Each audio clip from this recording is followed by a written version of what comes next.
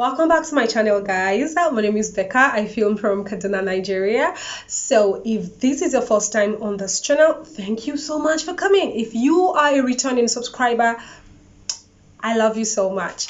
So this is episode 2 of the wedding series. If you haven't seen episode 1, I'll leave the link somewhere here so you can see it. So this is episode 2 on the wedding series, and it is tagged How I Met My Husband. First, my husband's name is Olushola Mike Olabanjo. So in the course of the story, I may refer to my husband as Mike or Shola. You hear me use a lot of names. I'm still talking about the same person. Don't get confused. You hear? My husband and I have so many things in common. And before I narrate the story of how I met him, I would love to put it out there. Those things we have in common. So many. I'll mention six. I'll mention just 6 out of the so many things that we have in common. Number 1, we're both Christians and we worship with the Church of Christ. 2, we are from Badagry. Both of us are from Badagry. We identify with Badagry, Lagos State. 3, we're both born in the first month of the year, January. We're both fascinated by extremely smart people. Book smart, money smart, street smart people. We are both first class graduates. He went ahead to have a 5.0 over 5.0 in his master's. He's currently doing his PhD. I am still on my master's, and he said that I must get a 5.0 or 5.0. Well, we'll see to that. Finally, number 6, we are both lecturers. He is a lecturer of computer science. I am a lecturer in a theater and performing art. Our first encounter was in 2012. 2012. Then we met physically in 2018. A social media app. We met on a social media app. Take a guess. Wide guess. To go. Yes, we met on To Go. We migrated from To Go to Facebook. We met physically in Badagry 2018. So the story, like I said, we met on To Go. It was a chat room in To Go. You know how people just go on To Go that year to chat. You chat with random people. And if you're familiar with To Go, if you ever used To Go, we have different rooms for different things. And sometimes you chat based on your area where you're staying. So I can't remember specifically, what room we're in, but I knew we were in the same room, and then we added each other up. Like we chatted outside the room, and then from there we migrated to Facebook. While on Facebook, we added each other on Facebook, and we're chatting, via Messenger. Twice we spoke about meeting, right? Twice we spoke about meeting, and that never happened. So he was in Lagos State University at the time in Far Lagos. I was in Ahmadu Bello University in Far Kaduna. So nothing ever came out of it. We just left it off, So this is the point where I get to connect it back to the place I ended the last story. So in the last video before I met my husband, where I narrated where I was before I met my husband. I just returned from NYSC. Then I uploaded a picture on WhatsApp. It was a friend's birthday. I uploaded his picture, and then someone replied saying, "So you still have my number?" And I'm like, "Who is this?" I saw Mike FB. FB is Facebook. So I must have met this person on Facebook. But even at that, it didn't ring any bell. So I asked him, "Okay, yes, obviously I have your number for you to have seen my status. I have it saved as Mike FB." So I'm like, "So who are you, Mike?" Meanwhile, I've been using the same MTN number since 2008. And I always save my number to my mail. So each time I get a new phone, I sort of import, those contacts from my mail. I only have this number saved as Mike. I don't know who you are. Please, can you tell me who you are? Guess what he said? He sent me his full name on Facebook. God. Drama person. He sent me his full name on Facebook and said, check out our chats. That he can't explain. Check out our chats. I'm like, Obi, me like this thing. Do you know who you are speaking with? Do you know who you are talking to? A homie, fine girl, first class graduate, hot cake. You are sending me on errands. Go and check our chats. See, on a normal day, I don't have time for people like that. Like, I'm asking you a question. Instead of you to say, oh, we're friends, this is the time we chatted, but we left off, we never got to talk about this much. Instead of you to say that, I said, go and check Facebook chats. So I checked and saw that, oh yeah, we chatted, for some time, and twice we needed to see, and it didn't happen. One was him backing out. Another time it was me backing out. So 1-1.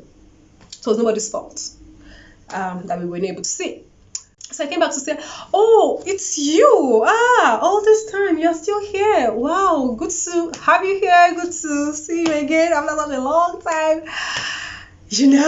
So that was it. And then we started chatting afterwards. Where have you been? What are you doing now? And he said, you know the funny thing? We never really met. And we've always chatted, and we thought about meeting, but it never happened. Why not? Let's make it happen, like just for the sake of happening. I'm like, okay, I'm not doing anything at home. Anyways, I'm bored. I just came back from NYSC. My siblings are not at home. I'm always bored at home. My mom will leave me go to work. My dad will leave me go to work. My siblings will go to school, the ones that are around. I'm always the only one at home. So I felt, okay, fine. Why not? Let's do this. So we agreed, let's meet in 2 days. So we decided to meet in 2 days. We chose the venue. There is this mall in Badagry. There's a shopping mall, Beach Town. We decided to meet at Beach Town. The said date, I went there. Was my hair tinted then? I can't even remember those details. I wasn't even really dressed like Janded. I wasn't looking Janded anything. I had my hair maybe weaved back or something. I don't remember the details. So I went there and I saw the young man. He was looking quite simple but dope. Cute young man, And when he smiled, oh God. Butterflies in my belly. When he smiled, his dentition. Okay, fine. We greeted, oh, hello, this is you. So finally, we hugged. Oh, wow, see, good to see you. Oh, hello. And all those. And then he said, oh, where will you like me to take you? I'm like, why is this sounding so romantic? Like, where would you like me to take you? Then will say, I have this fine place. Now, men will be like, there's this good place, very good place. You're just coming back to Badagry in a long time. Let me take you. He asked me, where would you like to go to? And I told him, O2. O2 is my favorite place in Badagry. I always go there to study because it's beside the river. It's by the riverside. So I go there to study. I love reading beside the river, So we went there together. Sat, gisted, drank. His brother was there. He came with his younger brother. And afterwards, we then drove to his own favorite place. So yeah, finally did the guy thing, took me to his favorite place. So while we're talking, he mentioned how that he finished with a first class and he was retained even before he went for service. I mean, while he was in school trying to go for service, his appointment letter came out and he knew he was coming back after service, to school. He was that much of a hot cake. I was impressed. I'm like, oh, great. So by the time I told him, I also finished with the first class. He was like, are you serious? No way. Tell me you're joking. Tell me you're just trying to rhyme. Oh, God, not a rhyme, oh. We try. We finished with first class. So I told him I finished with first class too, and both of us were thrilled, we're just talking about stuff, we started discussing a lot of things, like there and then, meeting for the first time, you would think we had met a long time ago. We started gisting, we spoke about a lot of things. So to cut long story short, we started hanging out after then. Once in a while he'll call me, oh, he's in Badagry. Because he was lecturing in Lasso, oftentimes he stayed over, in Lasso. And anytime he was in Badagry, he would call me, hey babe, what's up? Can we see? And I was, eager to always be with him. At that point, we became very good friends. We could talk about anything. We vibed so much. We were radiating on the same frequency. It made total sense. And Shola, at the point, as my friend, he became very helpful to me. I mean, things like ensuring all my documents were scanned so that I would be able to send them with ease each time I make an application, because at that time I was applying for this one, that one. I was an application junkie. So he ensured that all my documents were scanned. Also, the writing gig I mentioned, I had gone to Abuja for the workshop, returned, and I was supposed to be working from home, so I needed constant light. He ensured that I had constant light by what? Taking me to work. So whenever he's going to work in the morning, he will come pick me up, we'll go to work, he'll leave me by his table, go on his work, ensures he will come back and ensure I eat. I was fine, was always checking up on me. I mean, I was okay. I had one box then, one music box. I was always listening to music and typing out the drama script. So it was very helpful it was quite helpful on that.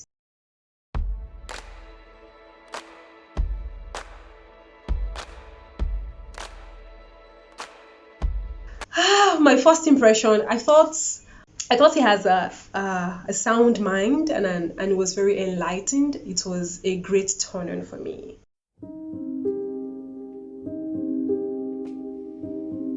How I knew he was the one. Okay, over time, we became friends, and over time, I think the word is grow in love, because I grew in love, for him. I felt something I had never felt all my life for him. What's this aunt's problem now? So I didn't check in peace and beauty. In peace and whatever.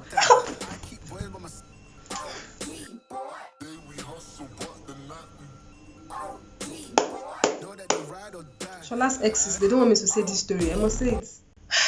So, how I knew he was the one. First, I think I grew in love with him, something I had never felt for anyone before. I felt so different with him, and also we couldn't stay away from each other. It felt like all our lives we were waiting for one another. Yeah, it was surreal. We are either together at his workplace or hanging out in the evening after work in Badagry, or chatting or on phone calling.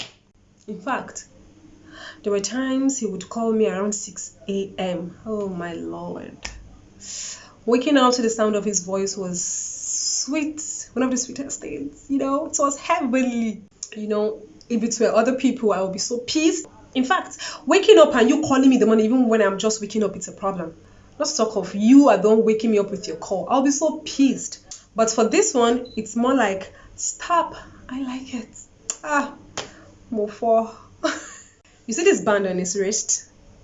He gave it to me at some point. Maybe as a sign of commitment, as love. No, I don't know. Actually, I didn't know what Indian love we're playing at that point, but he gave me the band. You can say it's on mine. I know God has many children, and yeah, he's one of God's children. So I knew as a child of God, I was getting married to a child of God. Also, his presence in my life gave me so much peace. I had this conversation with my inner being about finding this person and just being one with that person, like just understanding that this is the person. When you meet that one person, you just feel it. So I felt it, that yes, this is the one.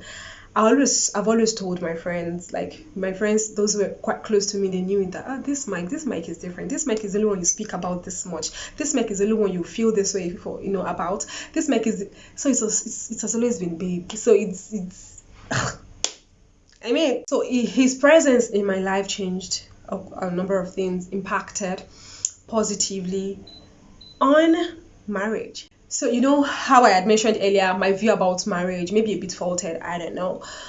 How ladies are excited about their wedding, not marriage now, like the wedding ceremony, and how they picture themselves in gowns, and the ceremony and the events and everything. I don't think about it. I have never thought of it. Not even for one day did I think about, my big day. I'm so indifferent, about it. And I think you understand if you have been following this story. I think it's basically about how I feel towards men in general. So I feel there's no big deal in marriage. There's no big deal about the ceremony that leads to marriage. itself, So therefore, when I met Babe and I discovered that I really liked this one, I discovered that my perception about marriage changed, because I really want to be with this one for the rest of my life. And for me to be with this one person for the rest of my life, it has to be marriage. So he totally changed my perception about family, about companionship. Yeah. Interestingly, now when I see ladies talk the way I talked in the past, I still just look at them and smile, because I know for sure that they've not met the right guy. Once you meet the right guy, all these things you're talking about, that, I don't feel anything for guys. No, I don't want to be married. No, I don't. Well, when you meet the right person, you drop all these things you're holding so tight to your chest. You drop all of them. So Olushola is the best thing that happened to me, right from 2018. And, like I mentioned, it was a discussion I had with my core, with my inner man, with my inner being, that when the right man comes, I should know. And of course, all the signs were let loose, for me to know that this is my man. Also, at the point, he was the best ear and heart, that I had. If I take a problem to Babe, he has 1,000,001 solutions. He still does. So yeah, I met a great man that I didn't ever want to part with. Besides, I have never felt this good with anyone. I felt at home. I felt at peace. I had this special likeness for him. So I was attracted to him intellectually, spiritually, even physically. Oh, when he smiles, oh Lord. Then there's a way the side of his eyes, this part squeezes when he smiles. I'm also thrilled by his wisdom and love for family, love for God. Above all, he is a high achiever, and it's a great turn on for me, never to settle down for less. Babe will never ever settle down for less. Even if the world is turning facing that way, he will face the way where he knows that he will achieve more. He is a high achiever, and it's a great turn on for me. I love it. And I love him for just being him. I love him in totality. I love him for just being him. Yeah. I just feel if God writes you together with someone, if God says this is the person you have to be with, there is nothing in this world that you will do. You will definitely end up with that person. I believe so. Anyways, there are so many stories in between. I'll tell those stories when I feel the conviction to say them, when it's right to say them. So here we are, ladies and gentlemen. I present to you our love story in progress. Yep, it's in progress. We are still very much alive and here, Hang around for other episodes from this wedding series. If you enjoyed this video, please do give it a thumbs up, drop a comment down below, and share this video with others. Till the next video, be good.